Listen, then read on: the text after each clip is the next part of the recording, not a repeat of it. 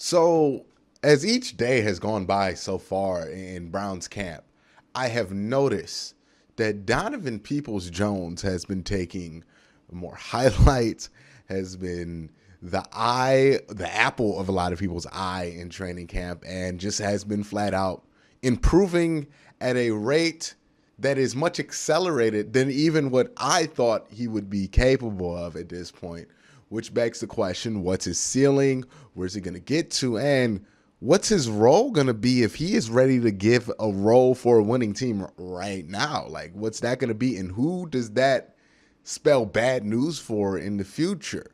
Well, we're going to talk about all that and more. But before I get into that, I want to make sure you guys hit that like button, hit that subscribe button, and I want to give a shout out to my patreon.com dog check tier members. I'm going to start with Michael Matique, Nick Merrick, Mike Lapa, Wesson Megan, Tyler Chiz, D.A. Jade, Easley Bash, Joe Hart, Gabriel Wilson, Fred Pratt III, David Valtiar, Relentless Buck, Chunt, Rex Kaufman, Kevin Johnson, DJ Marino V, Edward Carpenter, Matt H, Sign Sheets, Gemini, Liam Freeman, Fight Dirty 74, Yo, Matt Lloyd, Paul Wilcox, Hundo Magnifico, Kyle Stuffer, Lukey from Munich, Deveroff, J Guy 101, Musty Taco, Joe Bobby, Brad Cabo, Dylan W, James McGinley, Arenda Hall, Chad Gimme, David Maldonado, Dylan Hell, Josh Mendorch, Jaleel Salim Jr., Mark M, TJ Showman, Stuart Moore, Cleveland BCI, Robert Jermaine Jr., Dave Mike May, Andrew Hirsch, Curtis Byer, Batman, Bharat Kumar, John Albert, Beerman069, Masayua Buzzer, Roland James, Nemo, Mac House, Reeve Hertz, Philip Wilcox, Marie Vivert, Sean Barron, Goggles Pisano, Corporal Nick Lopez, Dom Gazzulo, Nick Nasty, Ian Whitaker, Colin 216 Christian, Dave Strong, Michael Stone, Billy Moose Gentry, Austin Z, Mark Burnett II, Andre Griffin, Otis Wolf, Dog Pound, Kai Greg Ehlers, Austin Bolin, Lydia Mahawk, Jesus Serrano, Chris Foams, the Picktown Browns backers,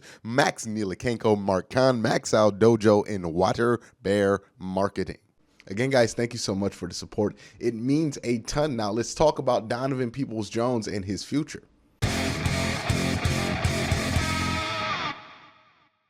All right, man. So this is going to be interesting when it comes to Donovan Peoples-Jones because right now, the offense isn't really begging for somebody young and new to come along. Like, we're pretty set on offense. There is Austin Hooper and David Njoku at tight end.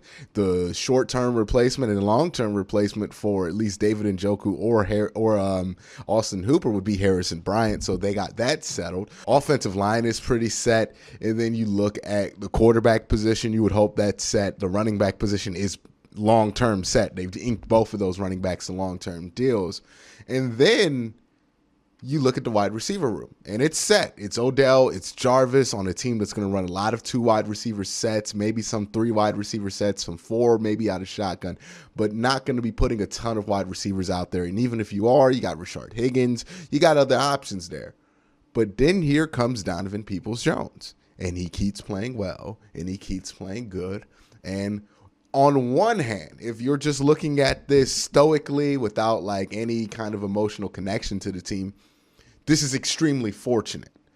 But if you're looking at this from an emotional standpoint, which most fans are, it's going to be a little bit of a conundrum, right? Because let's say Donovan Peoples-Jones keeps accelerating his development. Let's say Donovan Peoples-Jones becomes much, much better. And by the time, or at least at the end of the season, it's obvious Donovan Peoples-Jones needs to be one of these starting wide receivers, right? That begs the question, who does he replace? Now, a lot of people assume it's Odell. There are a lot of reasons why I would not be comfortable, and I just don't think it's Odell that Donovan Peoples-Jones would be a replacement for. The main reason is skill set. Yes, Donovan Peoples-Jones is fast for his size, but he's not a X wide receiver when it comes to the kind of speed that you want to take the top off of a defense in this offense, right? That's somebody like Anthony Schwartz. Now, we have no idea if Anthony Schwartz can play receiver in the NFL. We just have not seen him do it yet. So it would be really premature to think of Anthony Schwartz as replacing Odell Beckham because, quite frankly, there's no reason to think that. At least with Donovan Peoples-Jones, there's a reason to think that he could replace somebody because he is right now practicing much better than he ever did, and he played pretty well at the end of last season. So he was already arrow rising up. Training camp comes, and that arrow is pitching up all the way. And this is where it gets a little bit uncomfortable because I think the person that it leaves out is Jarvis Landry for a multitude of reasons. One, contracts, right? I think contracts are very important. This is a business. These players have contracts. The team has a salary cap. They have to manage these things, right? And I get that a lot of people point to Odell. Oh, you could just get rid of Odell. You could just get rid of Odell and your salary cap issues will be fine. But one, Odell at his peak, like if he's playing at a Odell Beckham Jr. level pre-injury, he's a much better player than Jarvis Landry. No disrespect to Jarvis Landry. He just is.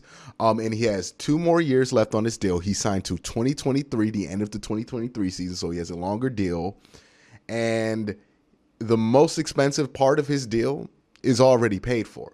So unless Odell completely falls off a cliff this season, right, and he is not a 1,000-yard receiver in play or the same Odell or even remotely, good enough to even get like $8 million a year, it does not make sense to get rid of Odell because he's a bargain for the next 2 to 3 years, right? He's at $13 million, which is an absolute bargain if he's still Odell Beckham or anything close to being Odell Beckham. You've already paid the $14 million here. You've already paid the $15 million here. You spent the most money on him already. So if you trade him, you're giving somebody else a fantastic deal to inherit, or you're cutting him, which is just cutting yourself loose of a fantastic deal. Odell Beckham's contract right now is too much of a value to just get rid of half-heartedly. And Donovan Peoples-Jones' skill set doesn't necessarily replace what Odell Beckham brings. Whose skill set does Donovan Peoples-Jones' contract kind of replace? Jarvis Landry. And I don't enjoy saying this. I want Jarvis Landry to retire as a Cleveland Brown. I just want to be on record saying that. I really do want him to. And I hope that if it comes to this, he can restructure to a much cheaper deal or something like that. The truth is, and the reality is that Donovan Peoples-Jones' arrow rises up and points up, it conflicts and it's on a collision course with Jarvis Landry's future here as a Cleveland Brown. Because if you look at Donovan Peoples-Jones, if he does pan out to be a really good wide receiver, he's an upgrade over Jarvis Landry. He's faster, he's bigger, he's stronger, he's taller. He can do all the things that Jarvis Landry can do, theoretically. And if he is playing at a more polished level, if he's doing the small things well, he will be a more valuable number 2 receiver. I don't think he has the long speed to be a number 1 receiver in the NFL. We'll see. A lot of guys that run a 4.5 can be a number 1 receiver, but they're typically really special route runners. I don't think Donovan Peoples-Jones is there yet as a route runner, but he could get there. But these two things are going to conflict, right? Donovan Peoples-Jones and Jarvis Landry. Now, it doesn't have to be one or the other. They can both stay on this team because, hey, look, if you're the Cleveland Browns, if you're Andrew Berry and you're looking at your wide receiver situation and you know that Donovan Peoples-Jones, he's looked so good in these practices, he looked so good in the last season that you want to get him more reps because you think he's ready to take a real role on this team. But you have Jarvis Landry and Odell Beckham on the books. You look at Odell Beckham's deal, it's a pretty good value for a guy like Odell Beckham. It's a really good value at this point. Unless he falls off a cliff, it wouldn't make sense to cut him because he's going to be at $13.75 million, which is a value for a number 1 receiver. Then you look at Jarvis Landry. And Jarvis Landry, he's not a number 1 receiver, even though he is number 1 in a lot of Browns fans' hearts, including mine. And the most expensive part of his deal is next year. He's at $15 million, and you can cut him with a $1 million dead cap penalty.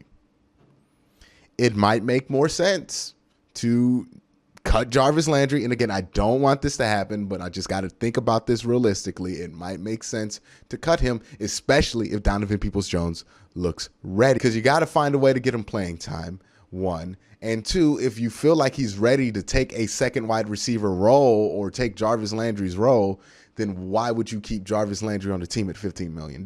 Again, I hope they can work something out. This looks like one of those things that we got to keep an eye on as the season goes on, because it looks like Donovan Peoples-Jones is going to be an incredible value for a 6th-round pick and a really good player in the future. And if that's the case, you have to wonder what that means for other players on this team. Now, what is Donovan Peoples-Jones' ceiling?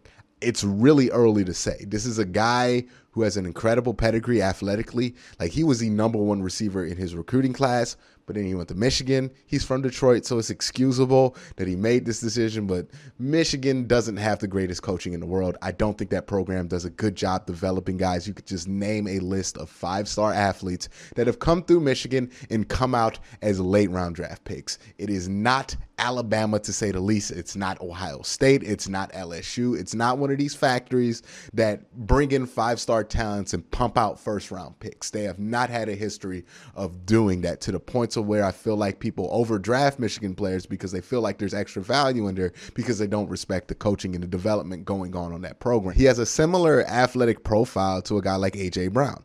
He's not the route runner that A.J. Brown is, but, you know, he has a similar athletic profile to him. And when it comes to route running, I don't know how much of that you can learn versus how much of that you just kind of get naturally. But the potential with Donovan Peoples-Jones, I think, is a really, really good number 2 receiver, or at least a number 1 receiver that you would have to have somebody who can supplement with speed, right? There's a lot of guys like that in the NFL where they're number 1 receivers, but you still need a speed guy. DeAndre Hopkins is one of those guys who, look, he's a really great receiver. He's a obvious number 1 receiver, but if you have him on your roster, you're still going to need like a Will Fuller or somebody who could take the top off of defense. But that's all going to be interesting. But let me know down in the comment section below, where do you think Donovan Peoples-Jones' ceiling is going to be? I'm interested to know where you guys are on that. But that's it for this video. Again, guys, thank you for watching. Have a great day and have a good night.